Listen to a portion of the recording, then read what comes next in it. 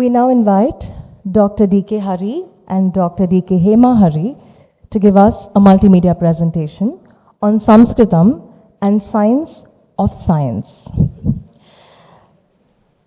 Dr.D.K.Hari and Dr.D.K.HemaHari, husband-wife duo, are founders of BharathGyan, a pioneer in Indian civilization knowledge studies, conceptualized 25 years ago with a mission to raise awareness about the knowledge, practices, and global connects of the Indian civilization over millennia from an Indic perspective.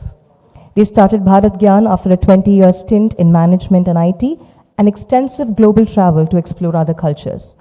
BharathGyan's Indic narrative showcases the scientific, industrial, and social aspects of the Bharatiya civilization, besides highlighting its spiritual aspects, and shows how it is the ethos of their twinning which had sustained flourish for the civilization across millennia.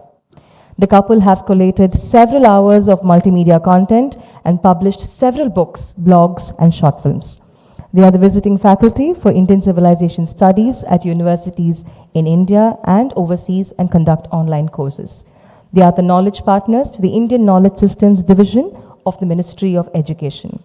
Let us welcome Dr. D.K.Hari and Dr. D.K.HemaHari to talk to us on Samskrtam and the science of science. First of all, we'd like to thank the members of Madras Samskrtam College for inviting us for such an important program. Thank you so much. Mr. Ramesh Mahling must be here in this corner probably.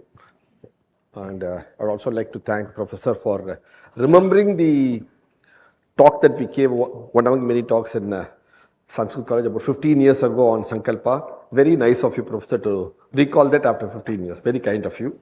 We really enjoyed it and we look at it as one of the talks that you gave many years ago. Thank you so much. And it's our pleasure and honor, my wife Hema and myself, to be here. And they said, Bengaluru, I'm born in Mylapore, Radhakshan Salai. So I'm as much, literally 100 meters from Samskrtam College is where I was born and I lived the early period of my life. So very much a Mylapore Vasi. Thank you. So the topic of the day given to us is about Sanskrit, sign of science, very important.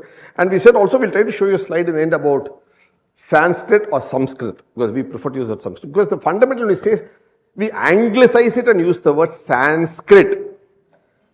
There's a small issue that all of us should be aware of because we are all involved with this language. How much of us know, but we are involved with the language. The word sans in the English language means without. Sans something, without something. That's what it is. Sanskrit, when you hear the sam means it is with, inclusive. So Sanskrit is an inclusive language, not without.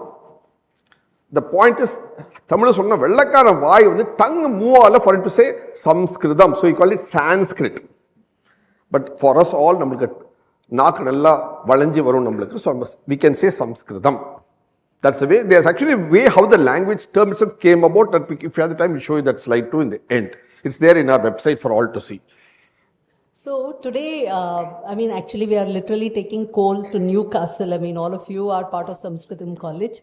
But we thought at this juncture, maybe just take a few minutes to appreciate what this language really embodies for us.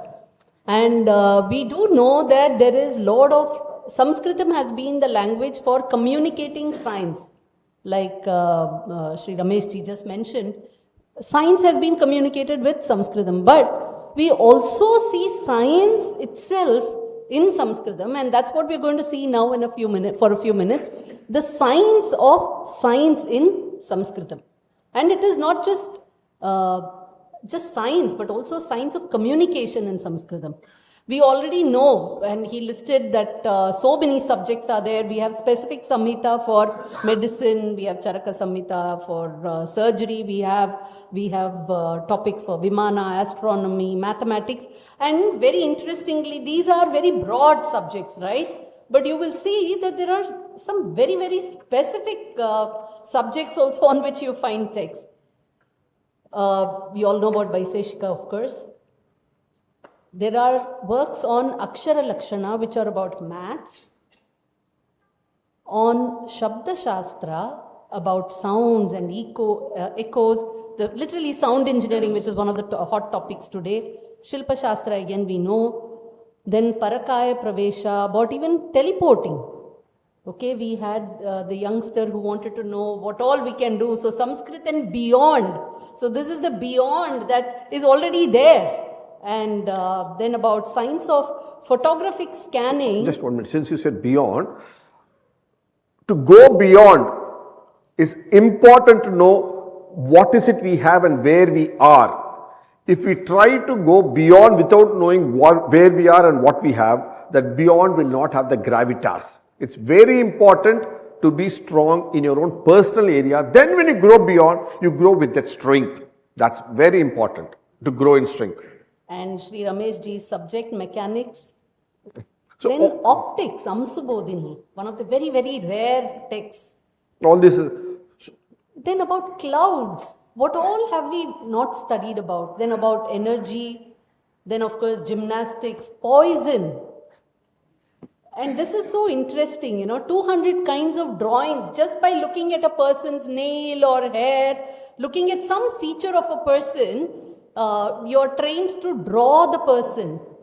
And this science, actually, therefore, it's not just drawing. But imagine how much of Ayurveda and yoga and so many other aspects, about the person's mental makeup and physical body physiology would have to be known for a person to be able to draw just looking at these kind of features. today people talk about calligraphy as a new science that's been there a couple of centuries. This is beyond and beyond that for a couple of millennia and more. That's the difference you're seeing. So about flower arrangements and food preparations and so on. So fundamentally what we're Gastronomy. saying is... Gastronomy has been a science. So interestingly, if you see today, when Indian knowledge system is being brought back in the policy, it's not being brought back in humanities or arts. It's being brought back through AICTE, that is technical education, because in this wisdom, the policy makers have deemed it right that science is not about only Alankara, humanities, arts. It's also substantially about science. And that is what we need to bring back. That's why very clearly Indian knowledge system is placed in AICTE, in technical education, and rightly so. I think we should appreciate the framers who set it in the right path for it to grow, because Alankara is important, absolutely important, but even more important is the Vijnana, Jnana, Vijnana, the depth of it, going into the depth, specifics. Because we forget that science also needs language. So all that Alankara is needed for expressing science. And an aspect of a language, if you see, it's that which gives you the ability to express. It has expressions in it to cover the subject that you want to talk about, and also allows you to be expressive enough to reach the other person. So all of this is there in Sanskrit, and therefore it has been chosen as a language for science. But see, in communication, we have a very important point. What do people try to do in communication? They try to impress. That's how the normal way of communication acts. Let's not try that in Sanskrit. Let's just be express. Let's be expressive. The impression and the impression will automatically happen. That's a huge, it's a fundamental difference. If you try to impress, your effort is trying to impress, not on the solidity of what you have. If you just be expressive, the impression will automatically happen and be much deeper, much longer. That is what our Samskritam is about. In communication, see, again, it's a very technical field. We have mastered that art of communication. And we all know, all of you especially will know why Sanskrit has been chosen as the language for science. One, as the word itself says, it's well done, it's refined, it's that which has been perfected. It is also context-based, it is coming from nature. We have Sampadananda ji here who has so much to say about that and so motivational. And then also about rule-based, and every word having a meaning. So the artha and the padartha But are these the only signs of the signs in Sanskrit again?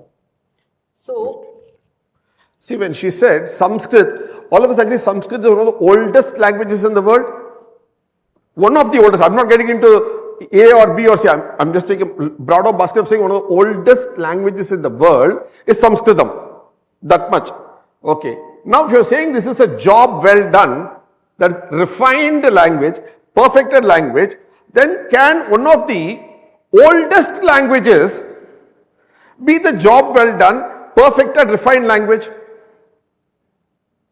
See, it almost sounds like an oxymoron. You can't have the early language be the refined one.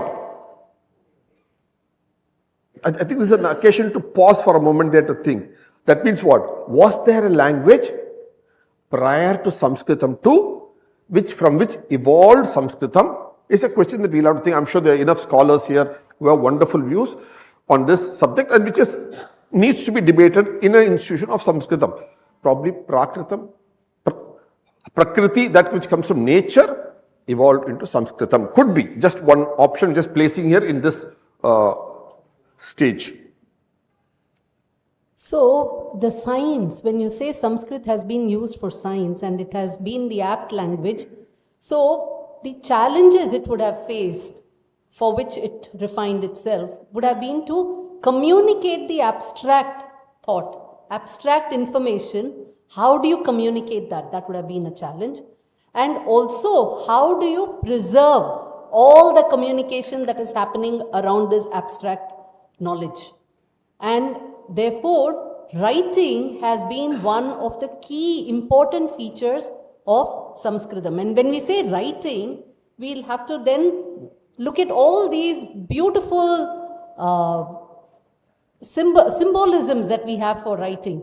We have always used Ganesha. We have had a scribe, and we have always gone back to Ganesha as a scribe, because scribing is a way to communicate even without being in person, and it is also a means for preserving that communication. And we have symbolized that with Lord Ganesha as one of the earliest scribes who has written along with understanding. I'm sure all of you know the story between Vyasa and Ganesha. We have in Egyptian civilization, we have Tot, and he stands for scribing with observation. It's a ibis, it's a bird ibis. So observing everything, and so today what you know of the Egyptian civilization is because of scribes such as Tot. Yeah, see, when you go to Europe, not just Egypt, all the Aegean Sea and the Mediterranean Sea area and thereon into the United States of America today, if you ask about the idea of scribe, they will take to the Egyptian scribe. That is probably 2000 BCE. But Lord Ganesha having scribed the Mahabharata, which goes back 2000 years prior to that. So the idea of scribing is very clearly with us. And she's written three things under that. I'll come to the third point. See, our idea of scribing is what? With understanding. A scribe is just not a copywriter who does it without understanding. No, then he is not a scribe. A scribe is one who does it with understanding. As she said so nicely, for the bird ibis, why does the Egyptian civilization, contemporaneous to our civilizations, why do they show an ibis for it? Because an ibis has got the power of observation. A scribe needs the power of observation. So, they limited it to observational skill alone, whereas we gave it the higher pedestal of understanding. That's a key point in scribing. Now we have shown a third scribe. Okay, anybody knows the name of this particular script? It's very contextual. This third script, she said, guess the script. No, please. No, please. Look at the no, Pali. No, please. Look at the words below. With curves. With curves. How many of you in your house, many of your elders here, in your house, you have a round poof in your drawing room on which you sit on, round poof on which you can sit. Cane poof. Cane or cushion or something. What do you call it? Moda. Moda. Why is it called moda? Because it's round, curved. This script is all curved, curvy script. Okay? Clue I have given. Modi script. So the script is Modi. That's the script used by the Marathas. That was the official script of the Marathas, was the Modi script. And people who, that families that wrote in that script, who are the Kanakapillai of that script, Karni, Kulkarni of that script, they were all Modis. So here we have one Modi of that family scripting New India itself for us, isn't it? So that is the idea of script. Communication is very important in scripting. So all these scribes, they were communicating, and so did they have a method when they wrote? So fundamentally, if you look at writing now, so when we are talking about writing, we are talking about preserving the communication, and there are two major variants. One is to preserve the content and the sound and the exact speech, the way it was communicated.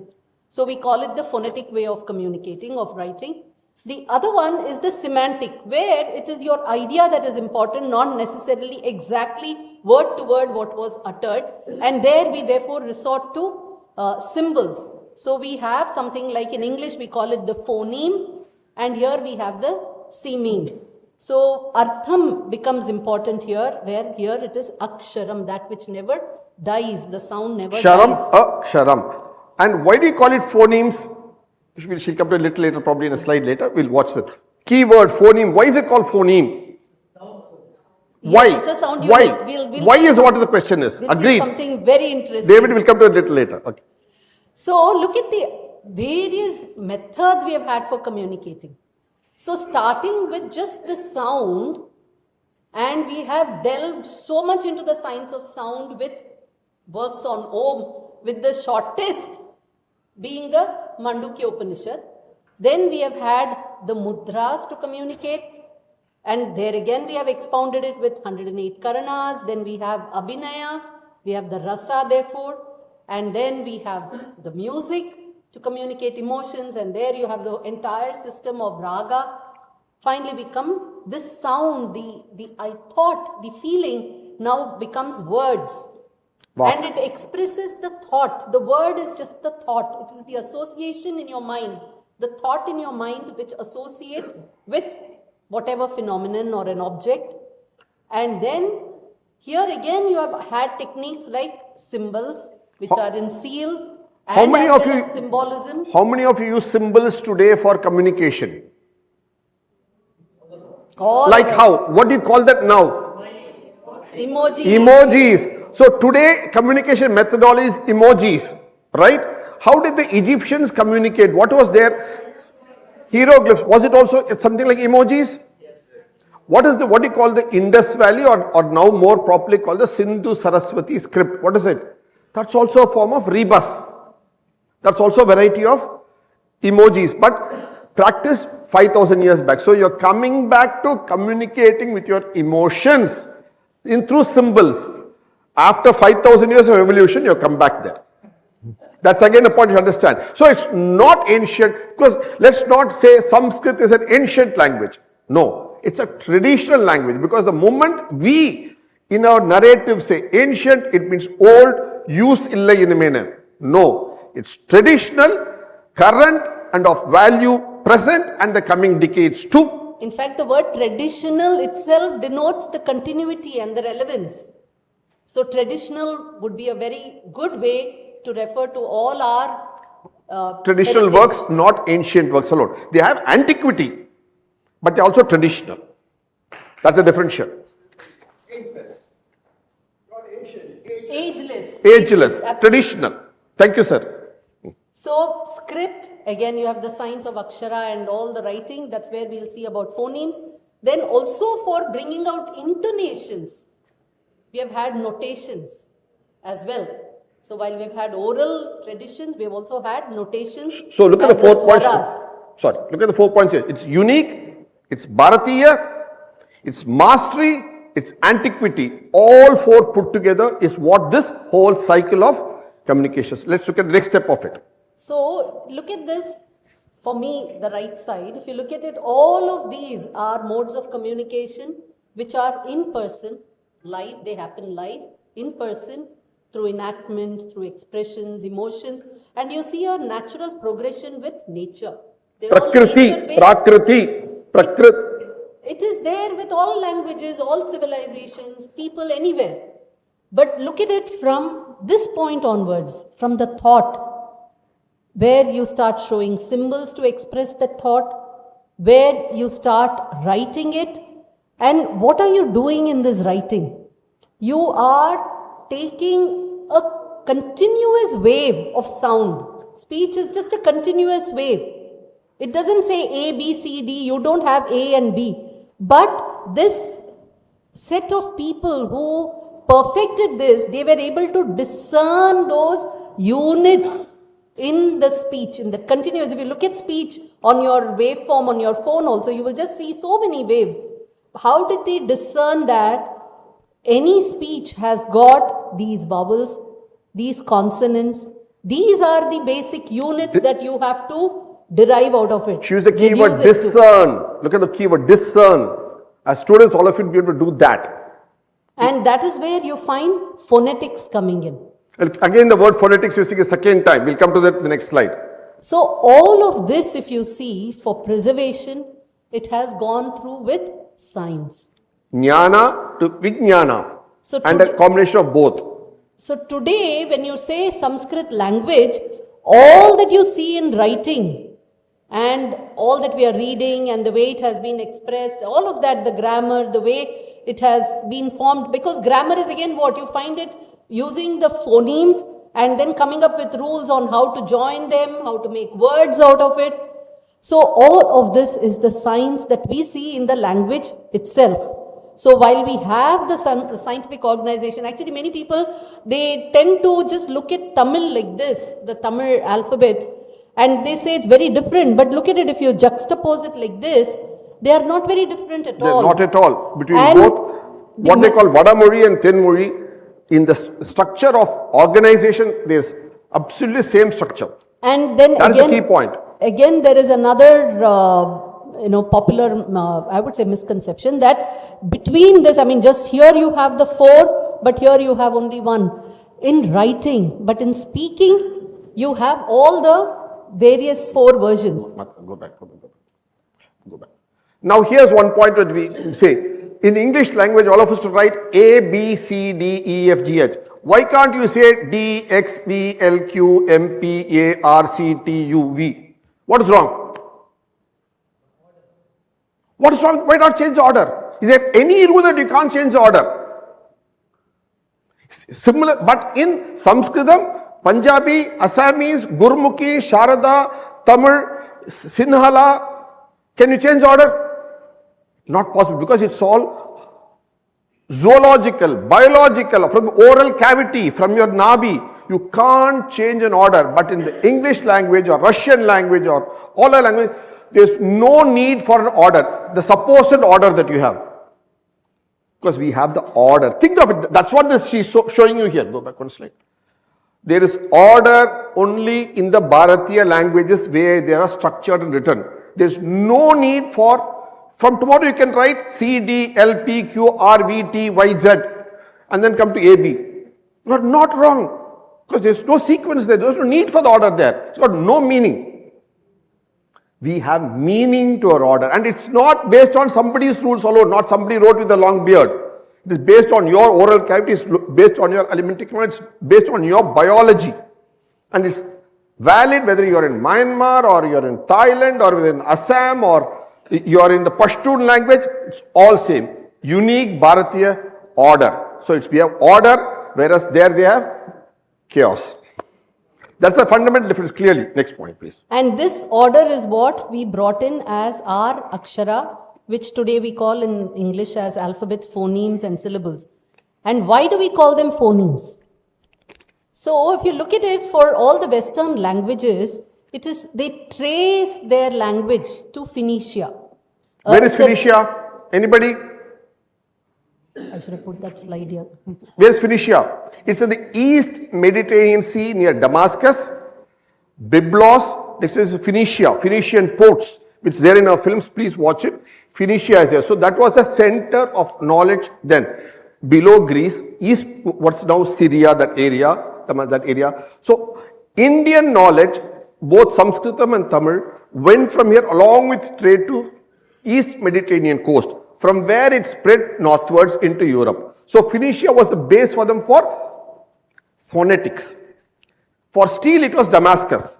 For zinc, it was Haifa. And for books, what was it? Alexandria Library. Books, it was a place called Biblos, bibliography, bibliothèque, Bible, book, all that. So they had about 10 ports along the East Mediterranean coast, from which 10-12 subjects that went from Bharat were specialized upon by each of these ports, and from there the knowledge spread. So Biblos specialized in phonemes, scripting, printing, coming out with written works. But where which is why you call that as a Bible. So where is their source from? They say the source is from Bharat, Inde. And there are scholars who have traced how during this transfer there were some positions were changed, because of which, while you seemingly see an order, but there is also the little bit of chaos. But then this scientific language has been the basis for understanding and discerning out phonemes or discrete units of sound in a language, and so that it can be scripted. So when all of you use the term phone, know where it comes from. Phoenicia, phonetics, phonemes, but phonogram. We didn't stop there, Look, we knew that we can write it. Now a spoken sentence can be written. But we went one step further. We also came up with the different media on which it can be written. And this was decided by the need for the medium. So while we had the Veda, which were oral, we had other works like the Upanishad, the sciences and so on, which were written down. And for posterity, you want to preserve it. Of course, these were written on palm leaves and they were repeated every 500 years. And then for posterity, you etched them on copper, on stone. And then for trade, where you needed crisp information, then you resorted to logos and seals. And for letters, then you used things like your cloth and so on. So we were smart enough to understand the need and the medium. So there's a myth that Indians did not writing, it was all oral. It's a myth, because Veda, Vidya, wit, wisdom, Veda was oral. All other texts, while you could know it by heart, by rote, they were written. Mahabharata is written, Ramayana is written, all the other texts, all the Sangam literature were all written. So we had writing and we had oral. Both were parallelly at the same time for the same student, same teacher, the same Gurukula, same Patashala, same Vidyalaya, same Vishwa Mahavidyalaya. Because if you didn't have to write, there is no need for Akshara at all.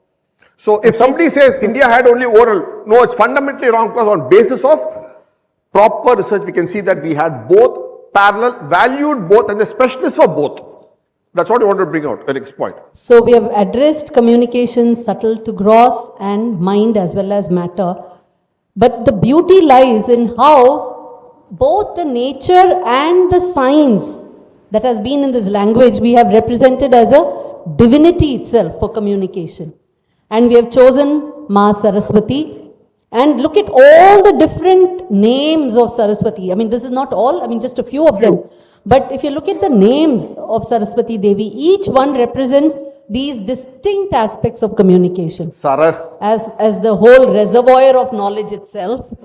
Then as Vidya for the sciences and the insight. Look at the English word, wit, wisdom comes from vid. And Vak for the words and the language. Vak Devi. Sharada for the writing. The Lipi. Veena for the resonance and the harmonics in sound. Vani for the eloquence in speaking. So here one point. Who needs eloquence in speaking? A salesman. He needs to speak well eloquently, isn't it? Last 2 minutes. So what do you call him? Vanigan. Vanijyam. Because he has to have the eloquence to speak, sell his product to land Zafar too, where he doesn't know the local lingo. Look at how he so beautifully termed it. So these are the nuances of science. and Bharati and Shruti. So this is a language which has leveraged nature, it has applied science and kept it relevant for posterity with its techniques of writing and techniques of communication. And it's very ideal that now you're all planning to leverage the digital age, because as Varahamira says, science is a body of knowledge that just keeps on growing. Evolving. So as we are evolving and moving into newer mediums, it's only right that you also move into the digital medium and use that as well for your preservation, as well as reaching out to a far wider audience. And we wish everybody here all the best, and we wish to gain from this particular venture that you're doing. All this content involves short films, articles, books, blogs, everything is available in our website BharathGyan.com for freely accessible. It's open source. Please go check out all that you want. Substantial amount of information is available on these subjects for the students. Thank you so much.